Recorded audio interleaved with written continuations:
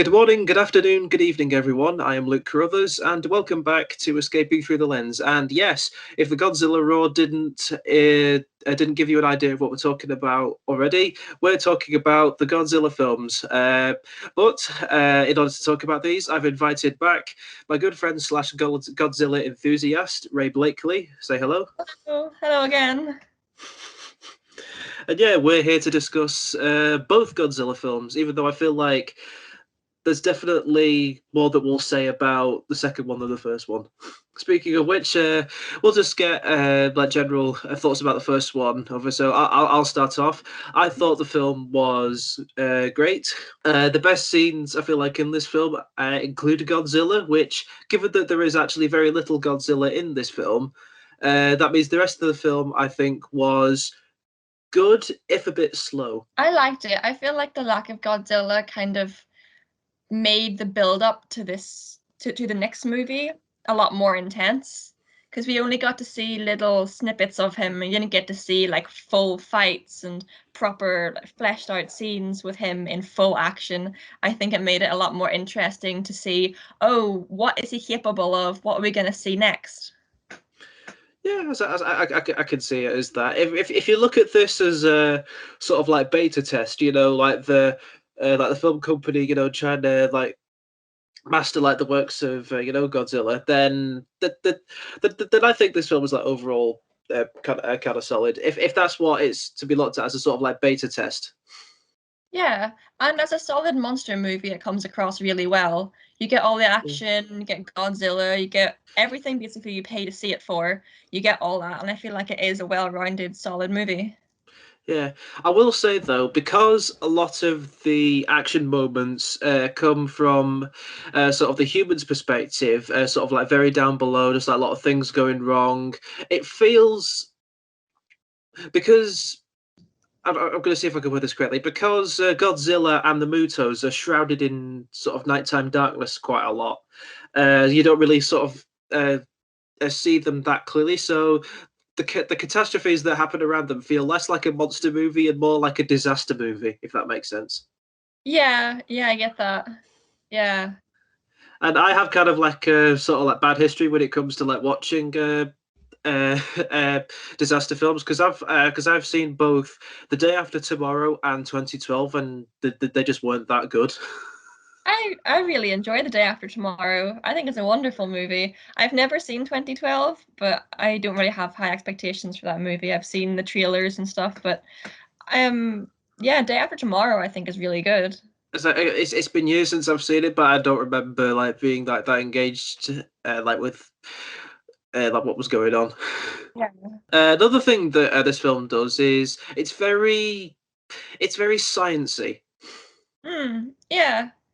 I feel like that does then add to the build up because you kind of get to see the background to a lot of Yeah, why these creatures exist and why everything that's happening is happening. yeah, I feel like yeah. it They kind give they give like scientific explanations as to like why these creatures are like the way they are, and who else do you bring in than the guy who played Walter White in Breaking Bad, Bryan Cranston? yeah, I mean it fits, so fair choice. Yeah, shame he died in the in the first like 20 minutes of the film though. Yeah, that was a bit unfortunate. Poor lad. Yeah, it's like you were expect. It's like I was expecting to see like a lot more of him, but then when he like died in the first 20 minutes, I was like, oh, Yeah. Well, he got his paycheck, so a big yeah, name was a big movie for a little amount of time. He was happy yeah, enough. yeah. He got his paycheck, and people are still watching Breaking Bad. I still haven't seen it. Oh, neither have I. I'm just wondering if the hype is worth it because it's really long, so I don't know if I can be bothered. Yeah, I'm kind of the same. Uh, Thinking about anything else that this film does, the two main, I want to say main leads. I mean, one of them definitely has more of a lead over the other. Aaron Taylor Johnson and Elizabeth Olsen. My thoughts on them. Yeah, Um, I quite enjoyed them as characters. I think they were interesting. They were decently fleshed out. Um, from what I remember, they did a lot, which is saying something for monster movies where the main characters usually just don't do a lot. They kind of just sit back and then get scared when the big monsters show up. So yeah, I think they were interesting to watch. They were decent leads. They had like realistic reactions to things, and what they did was justified. So you kind of felt like, yeah, this is a decent portrayal of what someone would do in that situation. I quite liked them. Yeah. I wasn't emotionally invested in them, but I was invested enough for them to want to see them, survive all that was going on. Yeah, I think at the end you kind of did care about them. You cared about what happened to them. Yeah. I kind of find that in myself watching it. Even if it is kind of weird that in this film they play lovers, when in their next film together, Age of Ultron, they play siblings. Oh yeah, that's a bit weird. I mean, at least they have like experience, in on camera together. Yeah, true. It's just the next film they just got to be a little less close. Yeah, I think definitely the build-up of chemistry was there, but it's a bit weird looking back now. Definitely, yeah. I mean, then again, not many people remember like that Aaron Taylor Johnson was in like Age of Ultron, considering that Quicksilver, died in his first film. Yeah, that's a good point. Which is a shame because I feel like he gave like an underrated performance in that film. Hmm. Also, last note, I want to say before we move on to King of the Monsters, this film was directed by Gareth Edwards. He was the same guy who directed Rogue One. All right. Oh, see, I didn't know that, and I didn't like Rogue One, so I feel like he definitely made a better movie when he made the Godzilla movie. I'm Yeah, just not a fan of Rogue One at all. I don't. There's so much of it I can't stand.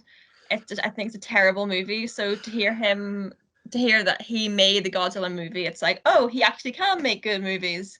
Surprising. yeah. I thought Rogue One was okay. Ooh, I have a mad complex about the Star Wars movies, and I think Rogue One is just a massive stain on the franchise. Wow. Like this is not the first I've heard of it because everyone else that I've heard talk about the film either like praises the heck out of it or just thinks it's okay. Hmm. Oh no, I have strong opinions on that Yeah. movie. The last My 3 minutes with Darth Vader are pretty cool, I think. Yeah, I liked that. I liked whenever they tried to make Leia in the movie, but they had to use all the kind of like facial reconstruction and different stuff to kind of make her look realistic. I quite like that, but that's one of the only points that I actually liked in the movie. Yeah, the CGI like motion capture with like they did with Princess Leia and Grand Moff Tarkin, I could admit was like pretty cool.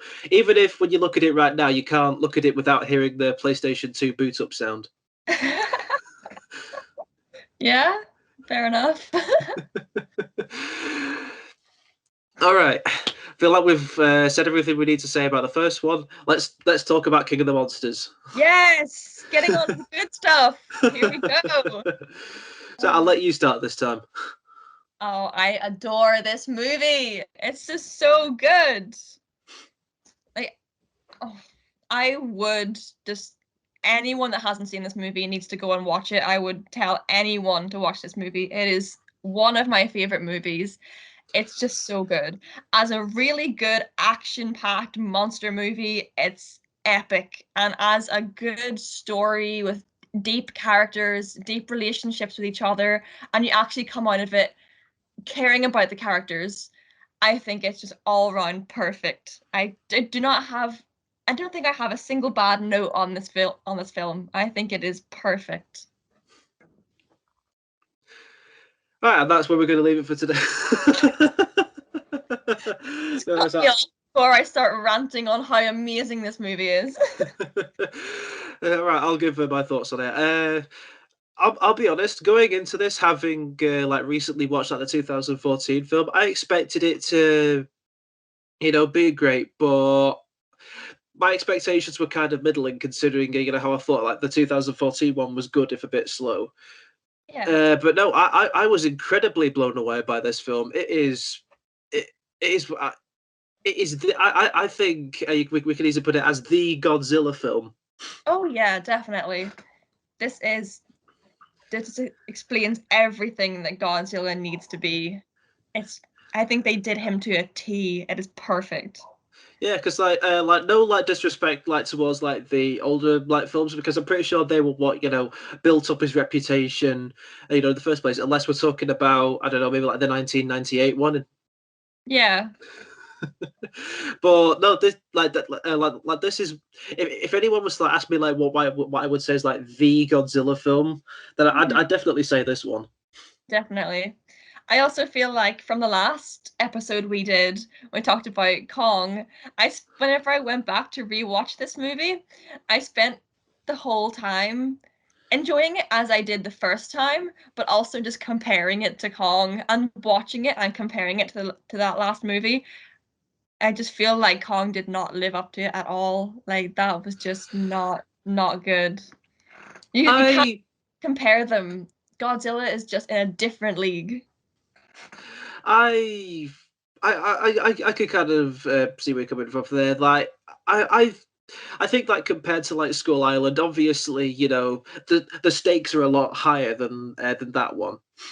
Yeah, definitely. So so there's definitely much more of like a grander sort of scale to it. But I still think that Kong Skull Island like holds up like on its own. Obviously, like compared to like Godzilla, it probably isn't that great. But Yeah. that's like comparing, I don't know, that's like comparing like a digestive biscuit to like a chocolate ghetto. Ooh, yeah, that definitely describes it. I think Kong was more of like a rich tea biscuit where it was bland and stale but it's more like a rich tea that's been left in the back of a cupboard for a while and no one wants to touch. Yeah. Godzilla's like the fancy cakes you only bring out when people are around and your mom tells you not to eat them. That's what Godzilla is. Meanwhile, you're looking down at Rogue One, which is just to use like just like a soggy Jaffa cake. Oh, yeah, Rogue One is definitely a soggy Jaffa cake. That's the biscuit that doesn't even get to stay in the back of the cupboard. You just put that straight in the bin. Rogue One goes in the bin. Although I'll be honest, like on the subject of like Kong Skull Island, what do you think he was up to? Like while like, all the monsters were like awakening around like the entire planet, just sort of attacking everybody. I think because the Skull Island movie was set in the 70s, I think he just had enough and he was sitting back like, right, lads, it's your turn. I'm not having anything to do with this. Your turn to save the world. I'll just chill out. He's like, it's not my business. It's your turn. you just get like a random scene in King of the Monsters where all the monsters are just sort of like attacking everywhere on Earth, and then you like cut to Skull Island and you're just sort of like relaxing there, like Shrek in the beginning, in the beginning of Shrek. Yeah. In Skull Island, the storm cleared, so now it's just blue skies. Kong's laying up on the beach. He's loved life. All these monsters ain't got nothing to do with him now. Done its job. Also, to bring up something else, like from the last film, because it does make a lot of references to that film, calling it like the San Francisco attack. Mm-hmm.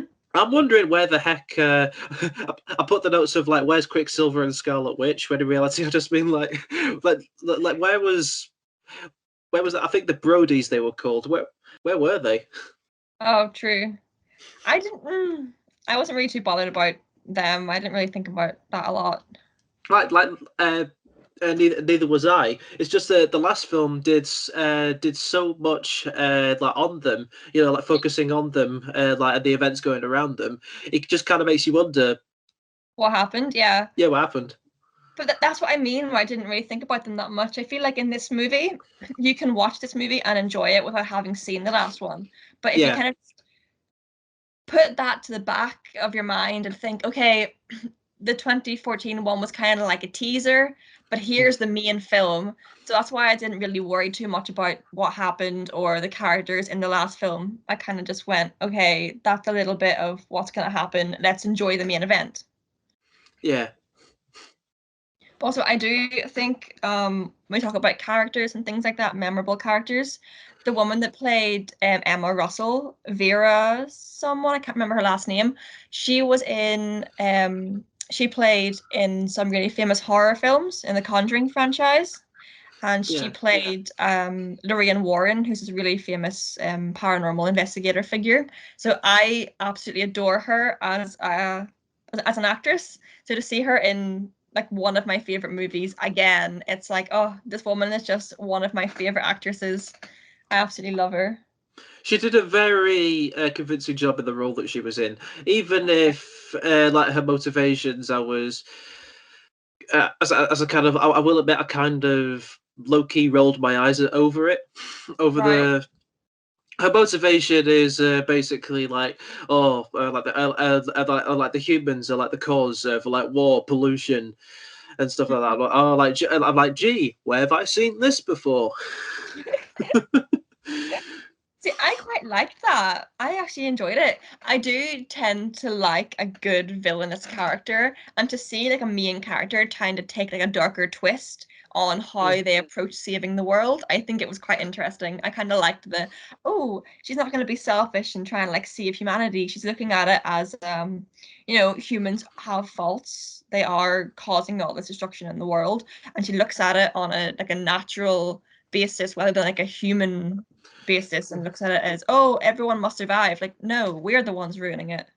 I quite like that darker twist. It's an edgy motivation to have, but then you realize there is a lot of other like villains in cinema that have had that edgy twist. It's kind of like going into school with like a tattoo and then realizing everybody else has got a tattoo. True, yeah. Mm. I did like the guy, I can't remember his name, but the guy that plays like the main villain, because just to see a Charles Dance, I think he was called. yeah. I think now correct me if I'm wrong because I've not seen it. Was he in Game of Thrones? I have no idea. That's another thing I haven't seen. And I don't intend on watching after hearing about the ending. But yeah, I quite liked him, and watching it and then hearing him speak, I kind of get the vibe like, oh, it's a villain with an English accent. That's surprising. The Brits always causing trouble. Always the Brits. And it's always got to be like the posh Brits. It's never like a northerner. It's like, you think they are a posh accent. Weren't you raised better? You think they do a lot better for being posh. Again, there's like never a northern villain like Yeah, to come from like Britain in cinema. I'd love to hear a Northern Irish villain. I think that'd be class. That'd be quite good. Speaking of that character, the whole point of it is that he's teamed up with Emma, and it isn't revealed at first, but it's revealed later that he's teamed up with Emma in order to release like a bunch of the monsters in order to go forward with their sort of half human extinction plan. Yeah. But then Madison, I think the daughter's called. Oh, Um, yeah. Makes away with the machine that can like control them in some sense, and then Or when Emma goes to like find her, they were like, this was also like another scene that sort of like kind of bothered me. It was like it could basically just sort of be summed up as we're not going to let you leave, but I need to find my daughter. Okay, we'll let you leave. And then they don't, and then that villainous threat doesn't really show up like for the climax, but instead like the post credits scene. True.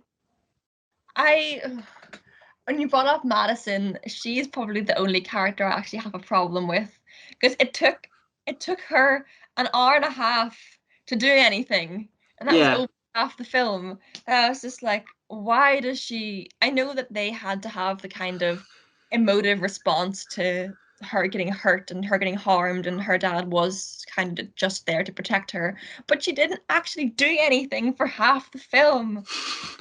She's just standing about doing nothing. She takes the Tom Hiddleston Skull Island role. Yeah, exactly. That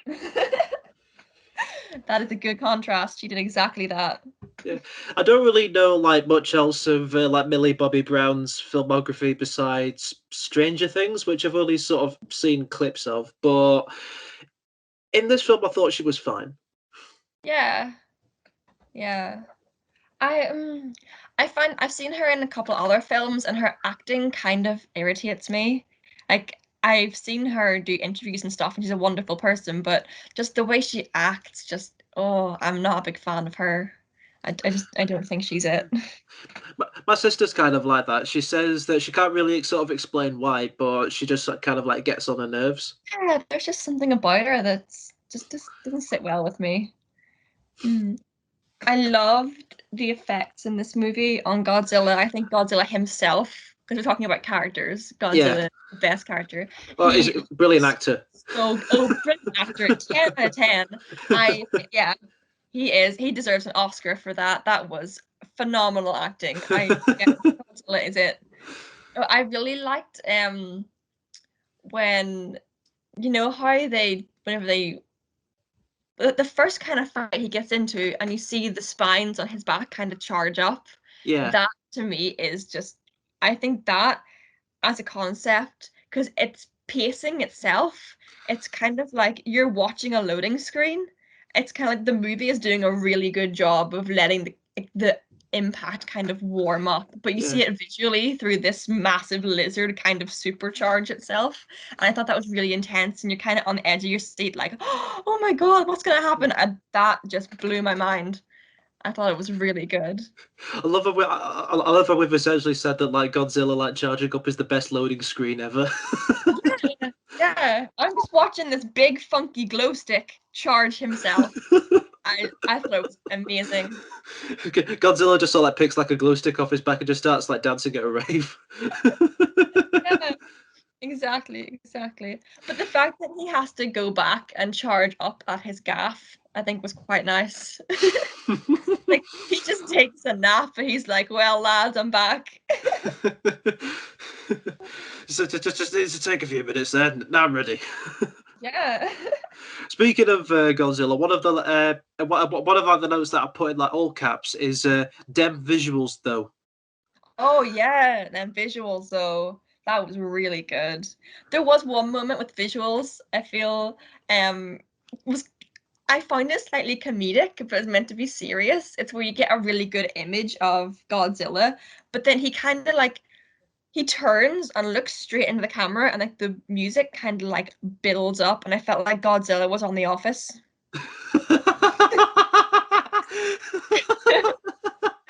You know that like those scenes where they'll like quickly turn to the camera and then it'll like zoom in on their face. We had that, but with Godzilla, and I was like, right, Godzilla is in The Office. Speaking of like Godzilla and the visuals, do we want to talk about the other monsters? Because I'm sure you've got plenty of notes on them.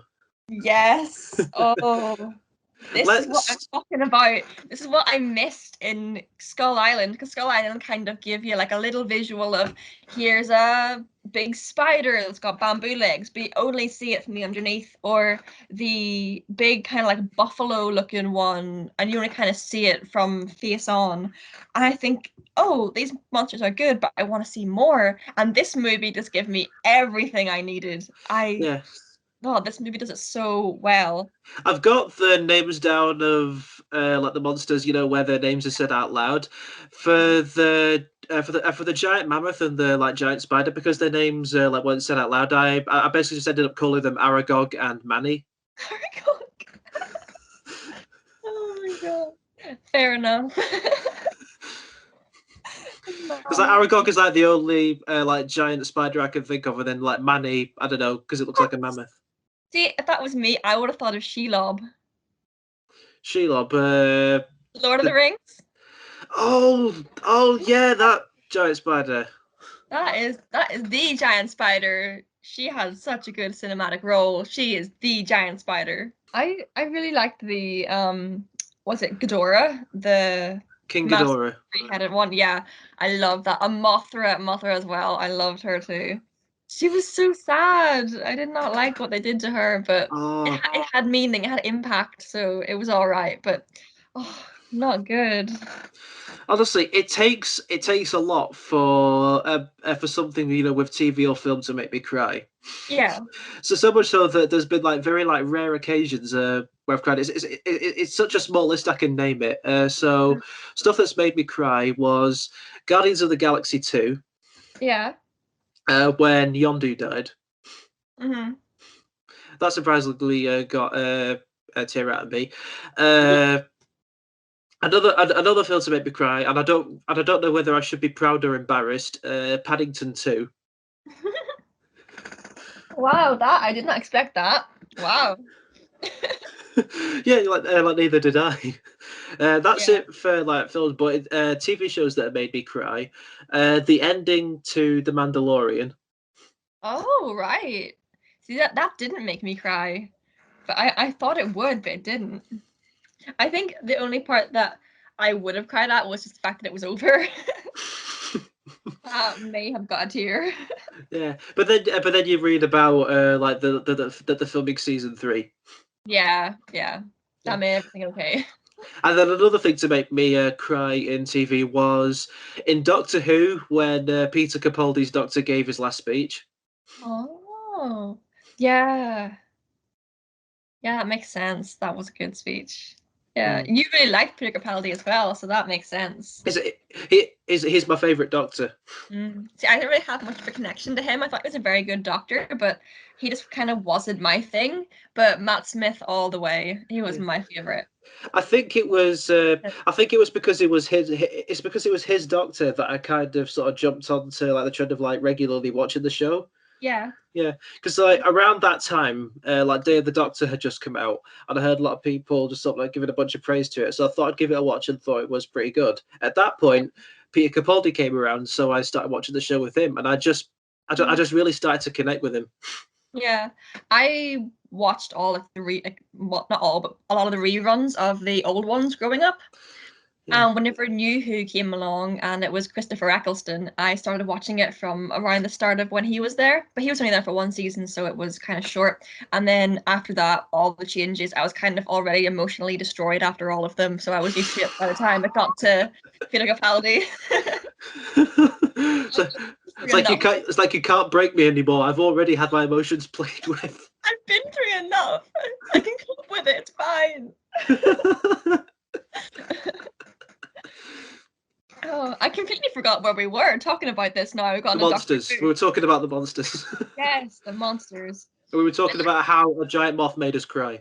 Giant moth made us cry, yeah. I think the only few movies I've actually cried in. Oh, I don't cry in movies. I think Armageddon made me cry. If you've ever seen that. That's the Bruce Willis and Ben Affleck one, right?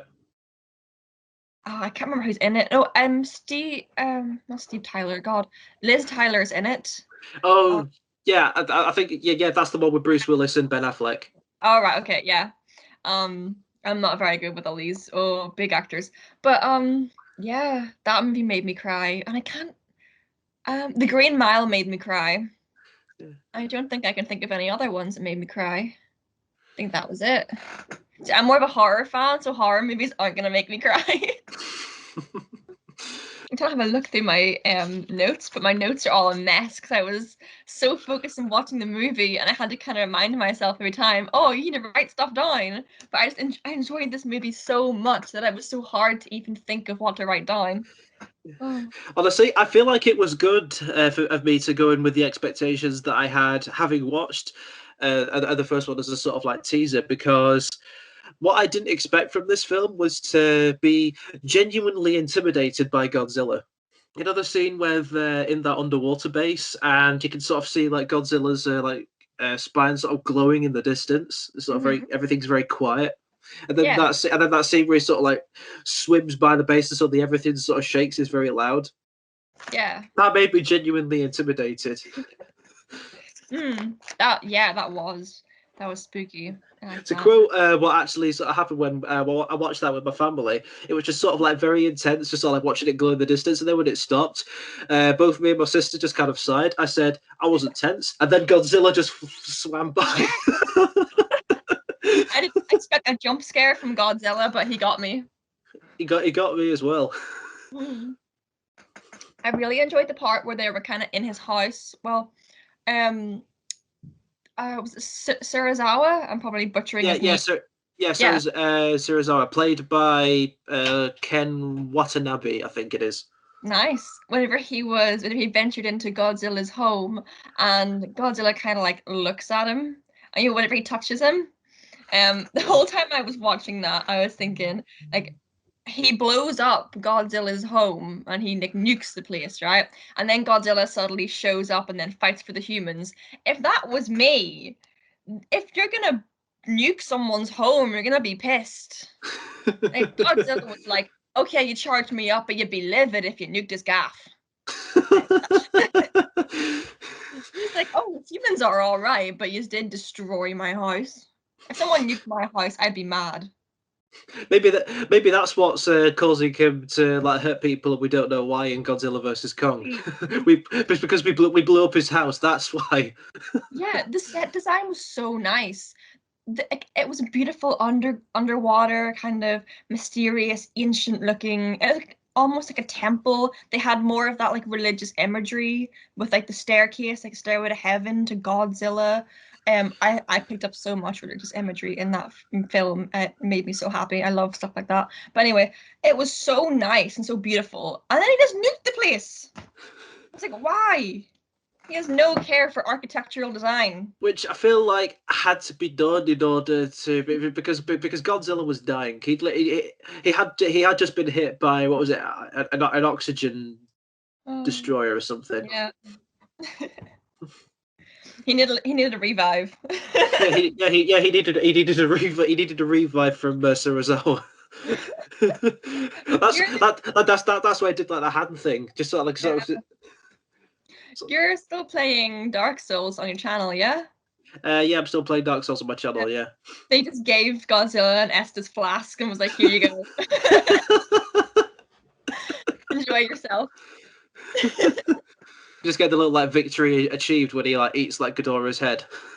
That would be amazing if they actually incorporated anything from Dark Souls into Godzilla. That would make me 10 times more happy with the movies. Like even though I'm already happy with them, just add that and I'd be happy. That'd be class.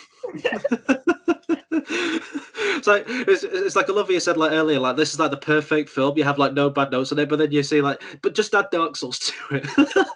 Oh, say that about anything. Dark Souls makes anything better, and then I'd be happy, and that'd be all right. To talk more about like the emotions that I was feeling from this, the final battle, I feel like I was like genuinely like shaking with like excitement, and like my heart was like pounding at my chest, and I've never really got that from action films. Being honest, like I've definitely been engaged from them. I've been engaged with them. But I feel like the closest I've ever had to like being like emotionally sort of engaged with what's going on was probably when I went to see the midnight premiere of Avengers Endgame. Oh yeah, I feel like everyone kind of got that sense from Endgame though. Endgame was such a like, it's just a whirlwind of emotions. It kind of got everybody. But yeah, I understand what you mean. Which I feel like Endgame is also like another film that's a discussion for another day because there's so much to talk about with that film. That's a rant for another time. Yeah, but no, I was like shaking with like excitement watching the film.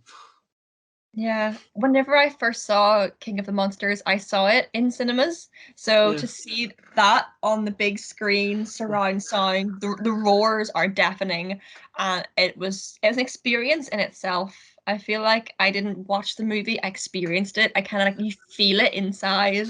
Oh, not to be dramatic or anything, but that's how I felt. That's all right. I totally get it. I'm very authentic. Yeah. When it comes to films, I always try and experience them in their best viewing possible. Definitely, yeah. It's what they've been created for, I think.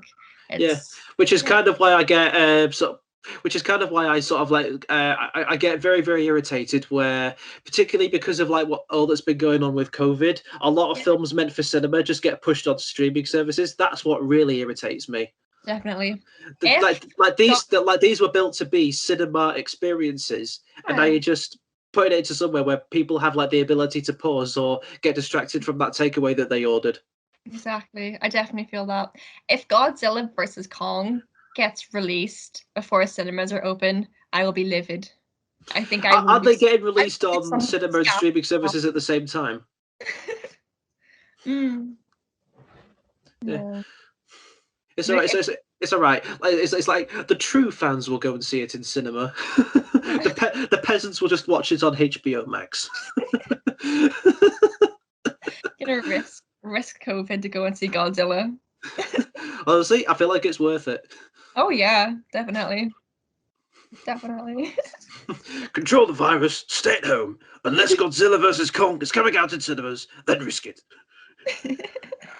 And be Boris saying, "Go see the film," to help. Eat out to help out thing, where it was like, "Go eat out to help the businesses, but don't go out. But go see the film to help the cinemas, but don't see the film." Go to the cinema if you can't, but don't go to the cinema if you can. And then they go and blame everyone that went to see the cinemas, like they did with everyone that went to eat out to help out. They'll blame it all on them. Not to mention like around the time last year when it was slightly mentioned the lockdown laws were going to be lifted, everybody just went to the beach. Oh yeah, yeah, that was awful. Kind of waiting for the laws to get better here because in Northern Ireland we have some like different restrictions and stuff. So, oh, I hope that things are lifted by the time that this movie comes out. I really hope so as well. People deserve to experience this in cinema. Definitely, it's worth it. It's so worth it. Mm. I really like the characters in this one because I had so much of a problem with the characters in Skull Island. I remember I mentioned about how the cast was so big that they could have cut it down and focused on a few characters instead of a lot. But in Yeah. this, I think the cast doubled from Skull Island, but everyone still had the right amount of screen time. Like there was that woman that was a pilot that got hurt. You actually cared about her, but you only saw her a handful of times. A lot of the scientists, a lot of the people that got killed by like the fights that were going on, you actually cared about them. And the Colonel Foster, the woman, I really really enjoyed her. I thought like to see a really strong woman of color in like a lead role in a film, I thought it was really good. Even though she wasn't one of the main characters, she was still a strong leader, and you actually cared a lot about her. I think the development in this and the focus on a diverse cast was a lot better than Skull Island. Yeah, I definitely say that like the characters in this, I definitely cared a lot more than like the characters in Skull Island, and especially like the characters like compared to the last film.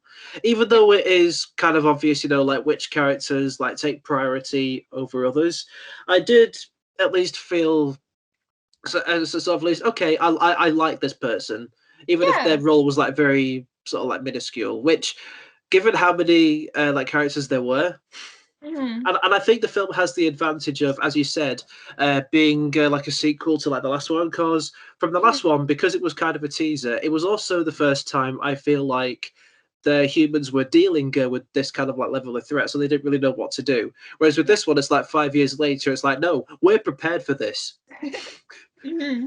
So I feel Definitely. like because they had the advantage of like being prepared for it, we didn't have to sit through a bunch of we need to investigate what this monster's going to do, or we need to investigate what this monster's going about, and taking up Yeah. a large chunk of time. Yeah.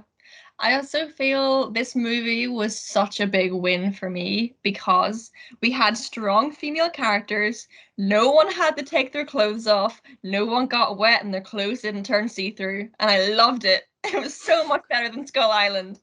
I mean, technically, everybody gets wet in the final fight because it's raining. Yeah, but no one's clothes get see-through. And I loved that.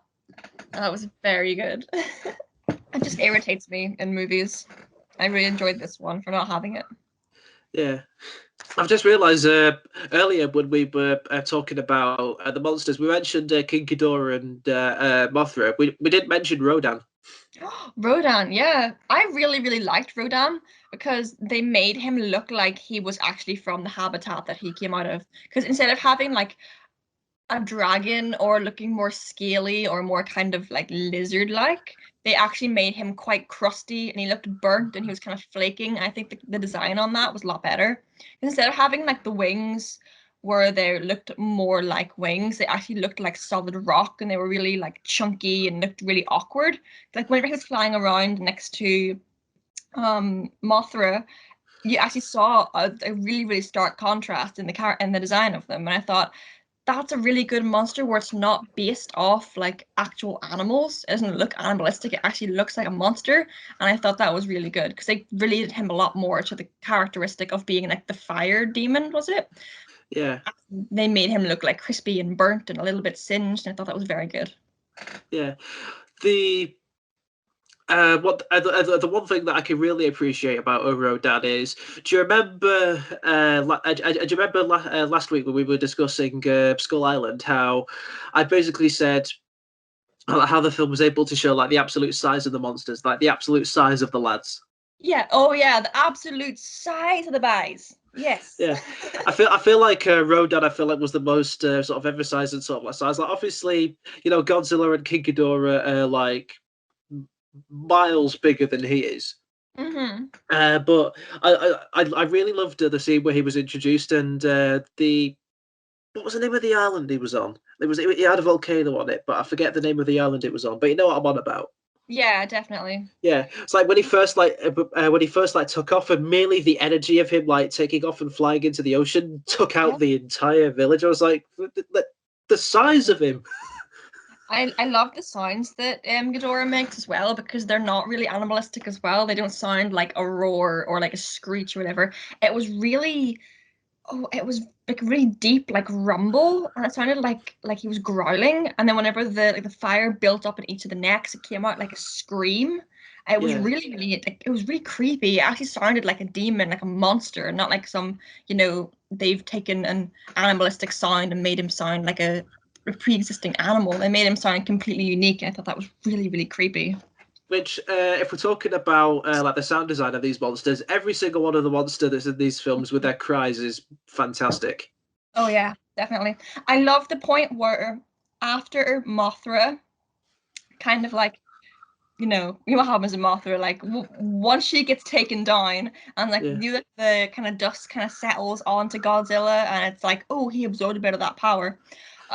Once he gets up and he like um whenever he goes to attack the Nuclear Godzilla. yeah, Nuclear Godzilla, that's the one, Nuclear Godzilla. He makes a sound whenever he is like breathing out that like nuclear fire, whatever it is, all that stuff to take him down. That scream is the same sound that Mothra made. Is this the same one And the Mothra used? Yeah. I noticed that. Not to mention, you can like sort of like see a sort of like brief reflection of his like wings in the yeah, explosion. I Her love wings, I should say, her wings. I thought that sound was really good because the Godzilla roar itself is like it will shake you, like you're sitting there like, whoa, that's a really deep, scary, scary roar. And it's really intense, it's iconic. But to hear him make that noise, it was like, whoa, that really adds impact to the sacrifice that was made. And I thought that Yeah, was a really, really nice little sound detail. because like Godzilla's like the king of the monsters, and then like Mothra's like the queen. Yeah. Oh, that was so sad. I keep thinking about Mothra now. It probably like messed my sister and my mum up watching it, and it did a little bit with me as well. Which, again, as I said earlier, is very hard to. It's a very hard emotion to get out of me in films. Definitely. I'm not one for crying in movies, but that shook me. I didn't cry, but it definitely tugged on a heartstring. Yeah, which actually reminds me. You know how like Rodan got like stabbed through the chest, Yes. and then basically resulted to every Disney villain ever, and like fell into like a cloud of dust. He had a Disney exit. Wow. But that's it though. Like it wasn't really an exit because like after the fight, he's still there. Yeah, he got back up again. Yeah. Yeah, and I see him like bowing down to Godzilla, and I'm thinking Godzilla's got him to respect him, but Rodan just killed his queen. True. True. Yeah. But if I feel like if Godzilla now being king of the monsters is kind of, all these monsters bow down to him, and we're gonna have him and King Kong scrap. Does this mean he's disrespecting his king? Is this what's going on here? I don't know. It's just, I feel like there's a situation. I feel there would have been like something to like sort of like get his revenge on Mothra like towards Rodan, considering Rodan was viciously attacking her. Mm-hmm. maybe like every single like, one of the monsters just sort of like starts to walk away, and then Rodan's about to like fly with, but then Godzilla's like points him and says, "No, you're tidying this up." Get back here. Finish him. I love watching the fights in the water because if you remember from the last episode, we had who's going to win in King Kong versus Godzilla. And my bet's on Godzilla, but watching him fight in water makes that even stronger because King Kong is going to have nothing on Godzilla if Godzilla's in the water. King Kong better stay out the water if he wants to live. Unless he does like, I don't know, maybe like a cannonball or something. Maybe Godzilla will just like if it comes near him, he'll just take one smell from King Kong and leave. You don't want to be near that. I keep thinking about that now. Every time I think about King Kong Skull Island, is that idea that we brought up last time about how bad does King Kong smell? I think where Godzilla's walking around with like the radiation coming out of him, he's melting like steel beams and stuff. He's melting buildings. I feel like Godzilla does that, but it's just the stench of him. so it's like instead of like everything burning, everything's just sort of like wilting. Yeah, it's withering away. withering away. Oh, it's just a grim concept. One because I mentioned earlier about how a problem that I had with it was the Charles Dance's character just sort of like disappearing and then just sort of reappearing at the post-credit sequence. Yeah. In answering that question again, they build up the story around the device called the Okra, I think it is. Orca, yeah. The Orca. Yeah, and they basically explain, and they go to the length of explaining this is a device that, under the right circumstances, can control these titans. Mm-hmm. Then Charles Dance's character gets hold of it, and they're trying to use it to like awaken like a bunch of other monsters. Yeah. Madison steals it right under their nose. Did this man even try to guard it? This incredibly useful device capable of controlling literal godly beings that have been here for thousands of years, and you leave the room unguarded so that 11 from Stranger Things can take it. She had to be useful at some point, but yeah. I mean, she had to be like useful at some point, but if she had to like, I don't know, like rugby tackle a guard or something, anything that shows that he's at least trying to guard it. That would have made her character 10 times better, I think. If we had watched her body slam like a 6-foot man, that would have been so much better. That's like when you like walk in through your front door and you like leave the keys like in the front of the keyhole outside. Yeah. I didn't even notice that point. That's a really good point. Like for a villain, I really do hope they flesh out his character more in the next one. Because watching that end scene, I'm really hyped for, because he has like, obviously you saw the head of Monster Zero of Ghidorah. The one that Godzilla tore off. Yes. And I feel like, are they going to try and like take the genes and take the DNA and stuff from him and try and like genetically modify like his like stuff into another creature and kind of make it a different creature? But my idea is, and I hope they do this, is they just turn him into a mecha. They just take the head, put it on a robot body, make some kind of like mass-produced creature, and have them just fight Godzilla. Because he's all like sciencey and technical, and I feel like they're not gonna Jurassic Park it where they take the DNA and make super monsters out of this one little bit of DNA. I hope that they just soup it up, armor it out, make it like impenetrable, and then get Godzilla to figure out how to kill it.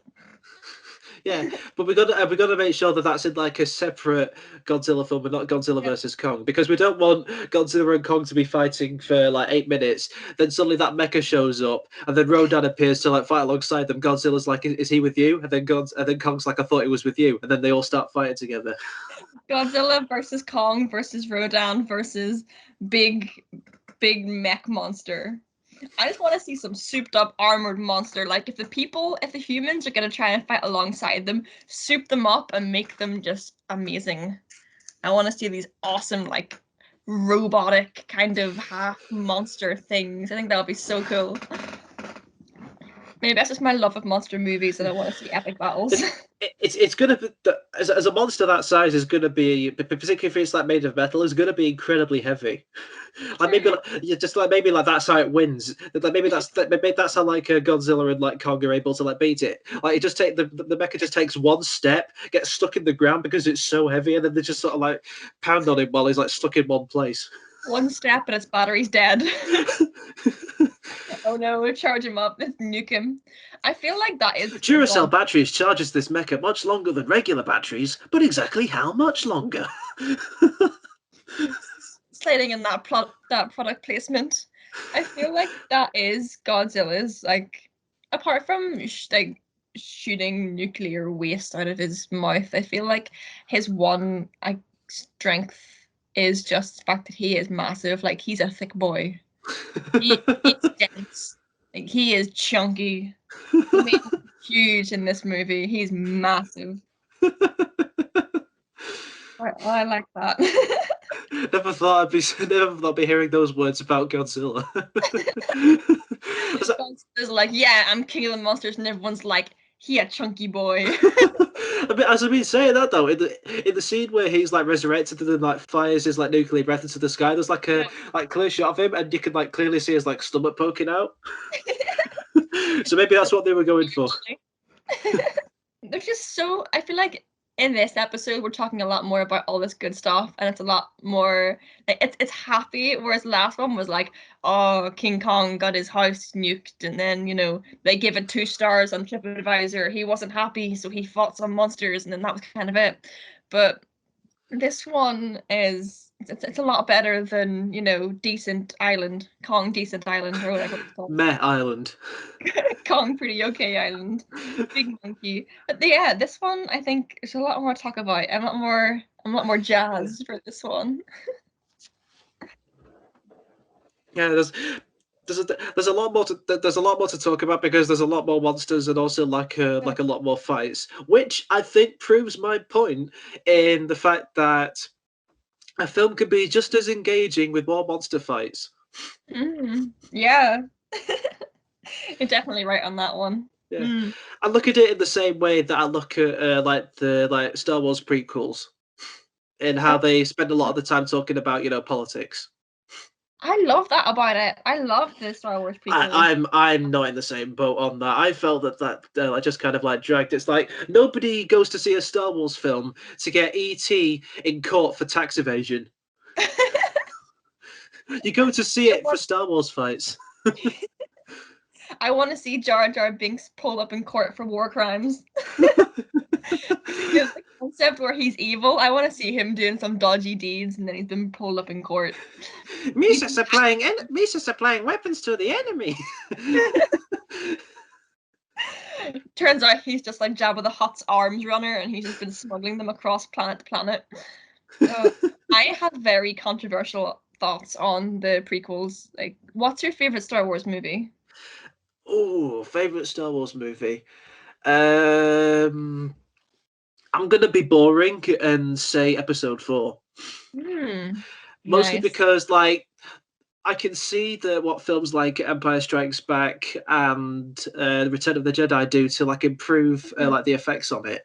But with Episode 4, it's mainly a technical side because I love hearing a bunch of like behind the scenes info and like how they did this and how George Lucas literally pushed himself to the limit in order to like get that film made. Ooh, see, and also because I'm a big fan of Obi-Wan. True. Obi-Wan's good. My favorite is Phantom Menace. You can tell that I was kind of like dodgy to say that. No, it's all right. Phantom Menace is. I feel like in some aspects, like where it kind of like maybe sort of isn't my favorite. I can say that maybe it's like so bad it's good. That's where I stand on it. If you hadn't watched the original trilogy first, and you're going into starting from the start, from Episode 1, Phantom Menace, if you watch that as a opening to a franchise, I think it is amazing. The world building, the character building, the setup, everything I think is perfect. I also think, well, my favorite characters are Qui-Gon and Darth Maul. So I absolutely adored that movie. Darth Maul was pretty cool, I'll admit. Like the 5 minute fight scene with like him at the end is absolutely phenomenal. That fight scene would have been so much better because in the original cut, he was a trained acrobat, so he was doing like backflips and like the splits and like bouncing off the walls, and then George Lucas was like, "Nah, calm it down, mate." So they had to cut it all, but that would have been so good to see. But I'm a really big fan of like all the lore to all the Star Wars movies, so hearing about what happened to Darth Maul and his kind of story arc after that movie, I think made me love it a bit more. So I have a mad thing about that movie. I love it. That is fair enough. Like as you said, if you're like watching it as like the like start of like a sort of as the start of like the universe of Star Wars, then I feel like it'll be solid. The problem is that it wasn't released that way. Yeah, true. Like people presumably like went from like Return of the Jedi, which that came out in 1983, and then it wasn't until about 16 years, and then the film that they get is about space politics. I loved it. I love space politics. Space politics is great. I loved it. I don't know. Like, given the like, I mainly go to like watch films to normally sort of like, for escapism to forget, what's all that's going on. Like, considering how our country is very overrun by politics. When I see that incorporated into Star Wars, I'm like, oh, not this again. Yeah, I get that. I feel like I should be like that because the country that I'm in is very, very political. So I feel like I should be like that, but maybe it's been ingrained in me that I have to be, enjoying politics and interested in politics. No, I like it. I thought it was really good. I feel like we've strayed incredibly off the path. Oh, definitely.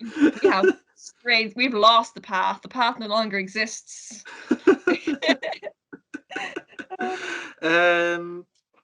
Thinking about it, like looking over like the notes, I think I've covered everything that I want to in my notes. Is there anything in your notes that you'd like to discuss? No, mine was just, I don't know, all my notes are just gushing about how great the movie is, so I don't really know what else to say. Right, well, we can end it with like final thoughts.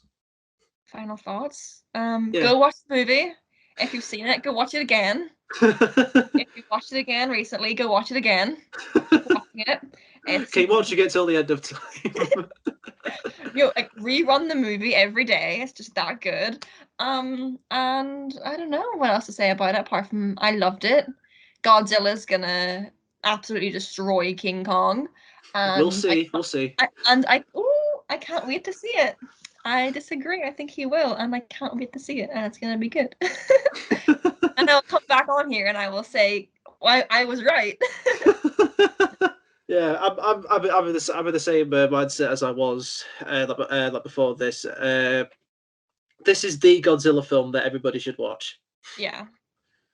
Like obviously, but obviously, as I mentioned before, he has a reputation from the films that started all the way in the like 50s, and rightfully so. But this is peak Godzilla territory, I think. I like this scene where one of the guys in the helicopter like ejects from the helicopter, but ejects right into Ghidorah's mouth. My sister burst into laughter at that scene.